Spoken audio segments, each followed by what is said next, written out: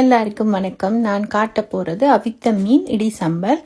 இதுக்கு தாச்சியில் எண்ணெயை விட்டு வெள்ளைப்பூடு, வெங்காயம், தக்காளி, காஞ்ச மிளகாய், பச்சை மிளகாய் போட்டு நன்றாக வதக்கி வந்ததுக்கு அப்பிறகு உப்பு விட்டு அதுக்கு பிறகு இன்னும் நல்லா வதக்குங்க.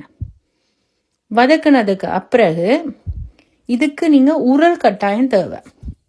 நீங்கள் உரலில் தான் இடித்து எடுக்கணும். ஏனண்டா அந்த உரலில் இடிக்கும் போது தான் இதில் டேஸ்ட் நல்ல ஒரு டேஸ்ட் ஒன்று வரும். ஸோ உரல் இல்லாதவங்க நீங்கள் கிரைண்டரில் கிரைண்ட் பண்ணுங்க. பட் ஆனால் பெஸ்ட் ஐடியா உரல்.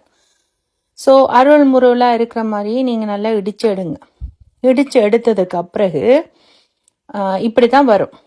அதுக்கு பிறகு அதே தாச்சியில் நீங்கள் திரும்பவும் கொஞ்சம் அந்த எண்ணெயிலேயே நீங்கள் நல்லா வதக்கிட்டு தேவையான அளவு புளி கரைசல், அதுக்கு பிறகு அவிச்ச மீன் போடணும்.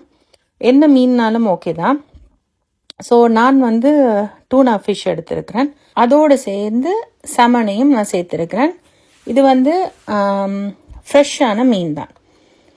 அந்த மீனை நீங்கள் அவிச்சு போட்டு பொரிச்சிட்டு கூட நீங்கள் இப்படி பிரட்டி எடுக்கலாம். இது பிள்ளைகளுக்கு வேறையா சமனை பொரிக்கிறேன்.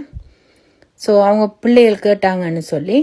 ஸோ அதுக்கு பிறகு நீங்கள் அதோட சேர்த்து தேவையான அளவு மிளகாய் தூள், உப்பு போட்டு நீங்கள் சேர்த்து பிரட்டி எடுக்கணும். சரியா ஸ்ரீலங்கா டைப்பில் நீங்கள் ஒரு சம்பல் செய்வீங்களே, அது மாதிரி தான். இது கொஞ்சம் வித்தியாசமான முறையில். ஸோ இன்றைக்கி அப்பத்தோடு தான், முட்டப்பம் அப்பத்தோட பருப்பு கறியும் மீன் பொரியலும் அந்த இடி சம்பளம் வச்சு தான் சாப்பிட்றோம்.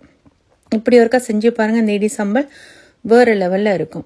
ஸோ இதுக்கு ஃப்ரெஷ் மீனாக இருந்தால் இன்னும் நல்ல சூப்பர். ஸோ ஃப்ரெஷ் மீனில் தான் டேஸ்ட் அதிகம். ஸோ நீங்களும் ஒருக்கா ட்ரை பண்ணி பார்த்து எப்படி இருக்குன்னு சொல்லுங்கள்.